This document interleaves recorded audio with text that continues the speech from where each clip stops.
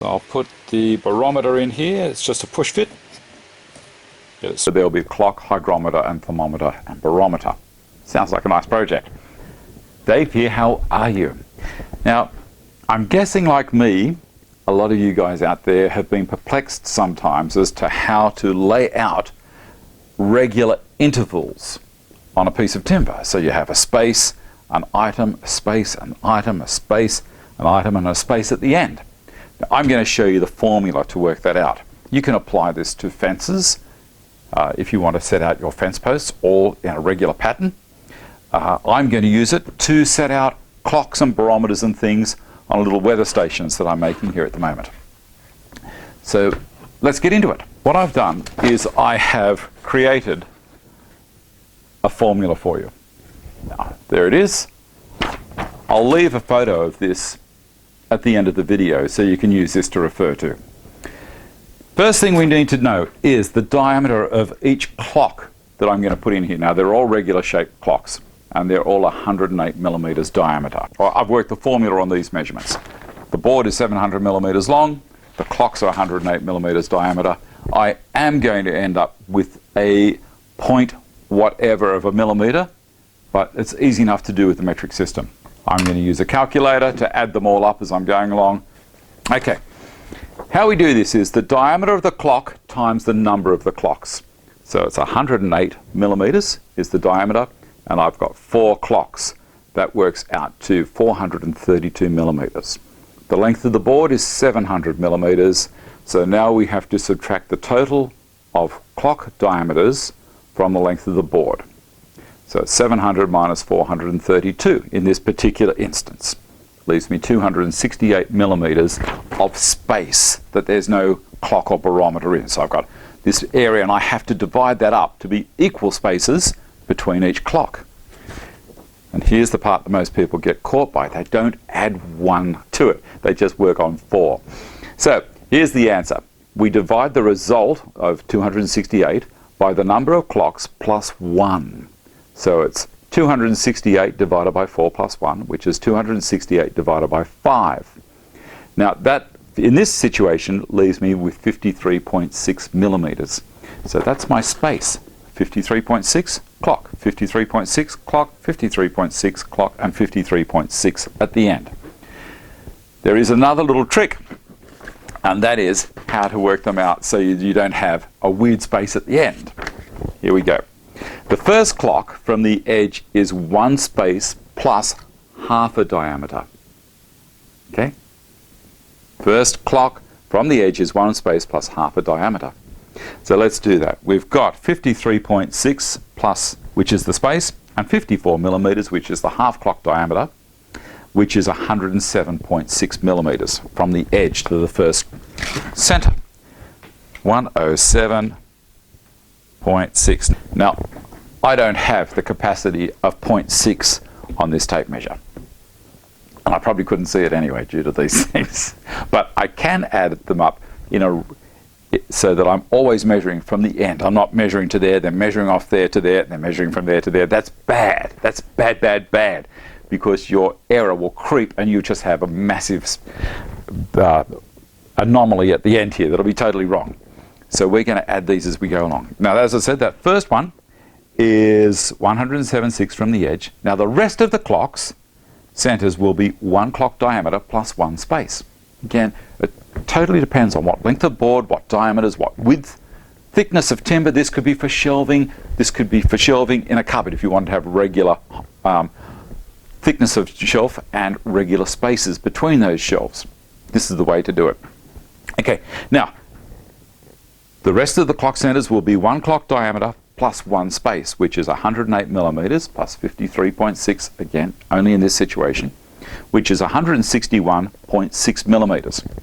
Now, rather than measure 161.6 with this old tape and get it, close enough, I'm going to measure all of them from the end. So I'm going to turn my calculator on. So we have, you can see this, 161.6 plus the first one, which was 107.6 equals 269. So I've got to come 269 in to around about here.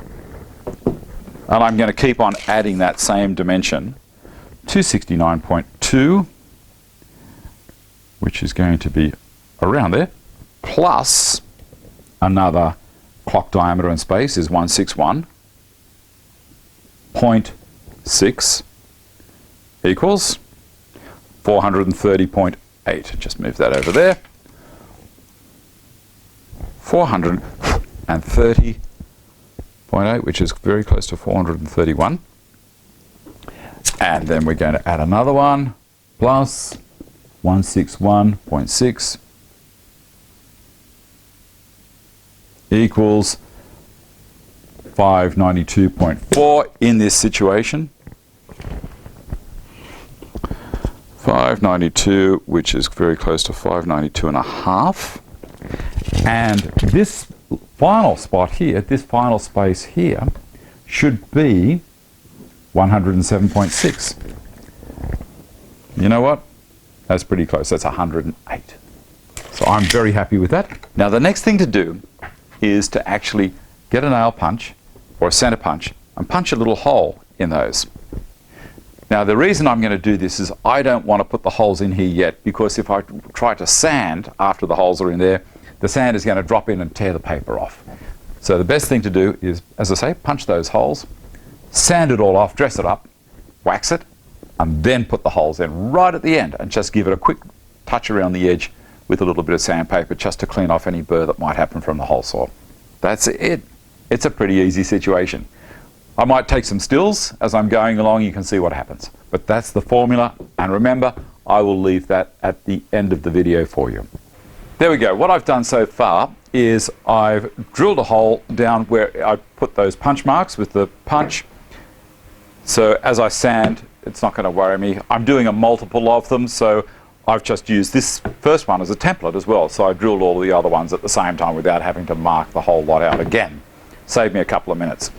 Then I've gone around with a chamfer on the router table, and here I am chamfering away. I love my little router table. It's so much fun.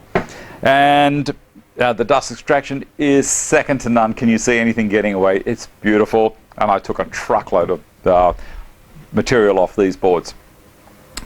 Next thing I'm going to do is I'm going to sand these down to 320 finish. So I'm going to start with 80, go to 120, 180, 220, and then 320.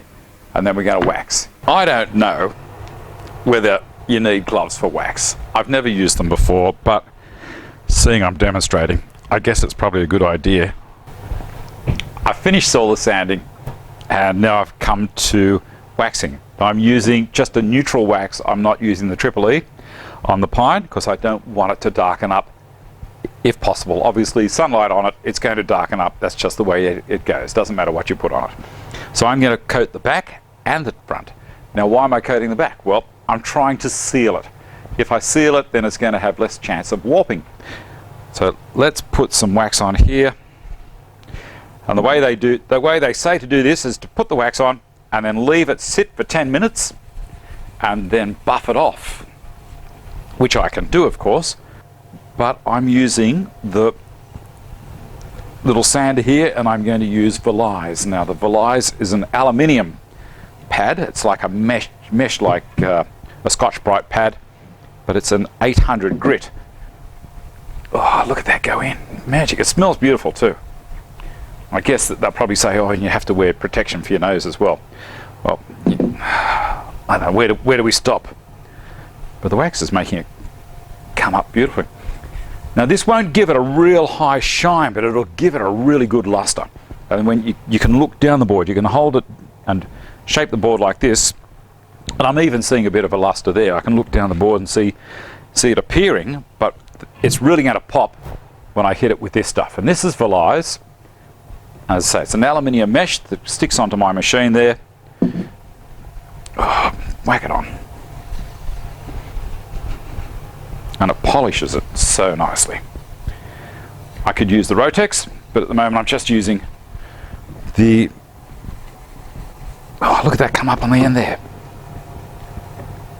I'm just using the little 6-inch orbital sander because it's not a large area. When I was doing the table a little while back, few episodes back, I used the Rotex because I really had to work it hard. And on the cypress pine, didn't it come up a treat? There we go. Now I'm going to leave that sit for 10 minutes. Back soon.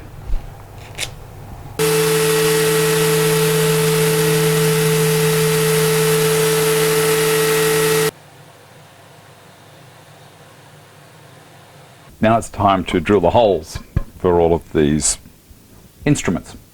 And the 108 millimeters that I'd said was the diameter of the face, not the diameter of the hole. The hole I'm going to drill for these is 92 millimeters. The face is wider than the body of the instrument. It has these big springs on it, so I'm going to take advantage of that. Don't try and do too tight a hole. You can centralize these, and if you find that they become a little bit loose, you can always pop a little bit of silicone around there just to hold on to them as well. Anyway, so I'm going to use a CMT carbide hole saw, if it will fit in there for me, and it will. I like these because they don't clog up. And it will go on a standard hole saw arbor, although you can buy arbors for CMT that have a whole multitude of uses. And I'm going to set it, it's around about 300 RPM. This is a packing board so I don't go through. Alrighty. Just locating where the hole is in the center there. There she goes.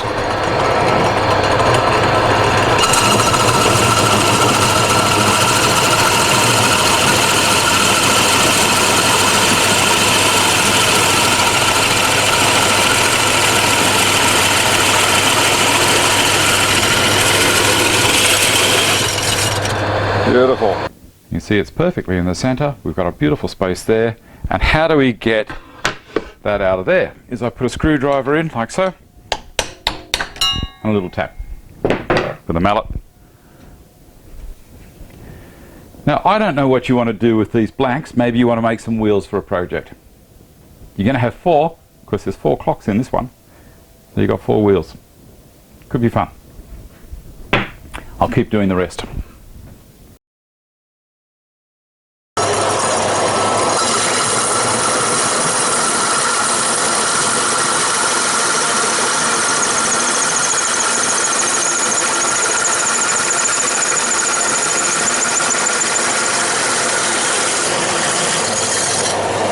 We're nearly there. The last part, or nearly the last part, the penultimate part of this weather station is to clean up all of those burrs, and I use a rat tail file.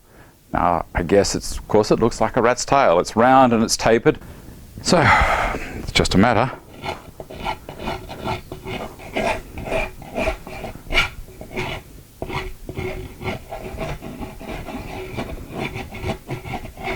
.45 degrees.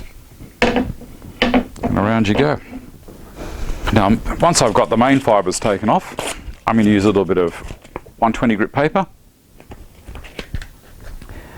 and I'm just going to fold it up into a little area like that so I can put it around my finger so it doesn't drag on the surface of the timber at all.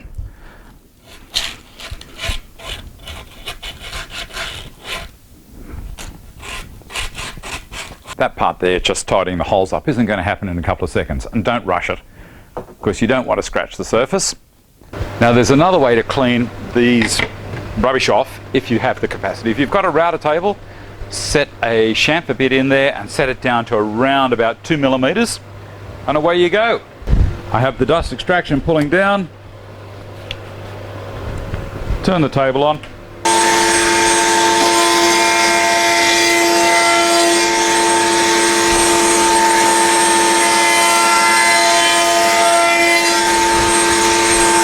Other side, the face side.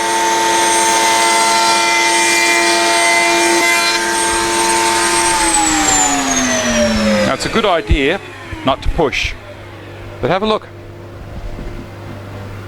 How cool is that? That's all of the face side and the other side, the back, nice and clean. That's if you have that capacity. You may notice that most of the way through this project I've used what's called a router mat. And it's a real soft, spongy kind of a rubber thing that gets a grip on the table so I can use for sanding. I don't have to hold on to the item as much. I don't have to be concerned about scratching my good face. At the moment I've got the back of the unit facing up to me, so my good face, which is already waxed and finished, is facing down. I don't want to damage that. So the last thing I'm going to do is I'm going to drill a hole in here for this to hang off a wall. Now I'm going to create mine so it's vertical, and I need the hole to be enough to take a screw head, because most people will either use a screw or a nail, but if they're using a screw, I'm using a drill that's 8 millimeters diameter, and I'm using a brad point. The reason I'm using a brad point is because I don't want it to slip. I don't want it to chew the hole out. I want it to be a very nice clean hole, because we only have 18 to 19 millimeters of thickness here, and I don't want to go punching it straight through the surface. On the other side, that'll look terrible. So I'm using this little guy. Now this contraption is a drill slide. So I can set the depth, and it has a chuck already has a chuck here. There's a chuck there, and my drill hooks onto the other side. So I can turn it on, and it stops at that depth stop. I've given it a bit of an angle, so I'm going to be coming in like so, so that when it's hanging on the screw, the head of the screw will actually go up into the hole, and it'll sit on the head of the screw and also on the shaft. That's the plan. Anyway, first thing to do is to work out where I want it, and I will mark where I want it to go, and I think about here will be good. Before I do it, I'm going to put a little punch there for the brad point to lock onto. There we go. Doesn't have to be monstrous. If you're using a drill that's not a brad point drill, well then yes, you're going to need something that's going to go in a bit better than that. Lining it up.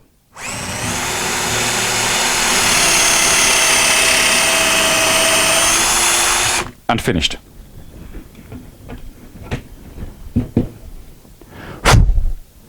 Now we have a sexy hole that's at the right angle, and because it's dead in the center, it will hang straight. As I say, with all the dials in it. Put the barometer back in there, so that will hang beautifully. Now if you wanted to, you could have a clock, you could put a picture of someone up here. There's so many things you could do. Just an easy frame. It's all this is a timber frame out of one piece of timber. It's got a beautiful wax finish, and I hope you enjoyed it. Go out and make one. They're good fun. I know these things as projects that kids do at school, but what the hell? I enjoyed doing it. If you reckon I'm worth a like, hit the old like button, gets it around so other people can see it. Share the video around by all means, and keep coming back to the channel. We have fun. I try and do simple projects and sometimes a little bit more advanced. Down the bottom in the box there, in the description box, will be all the links, social media and all that kind of stuff. Thanks for watching. See you next time. Bye.